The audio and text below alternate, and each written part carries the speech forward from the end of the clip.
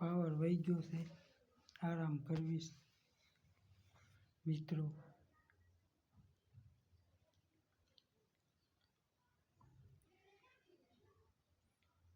નાહી ધોઈને કપલેટ થઈને ફ્રેશ થઈને આરામ.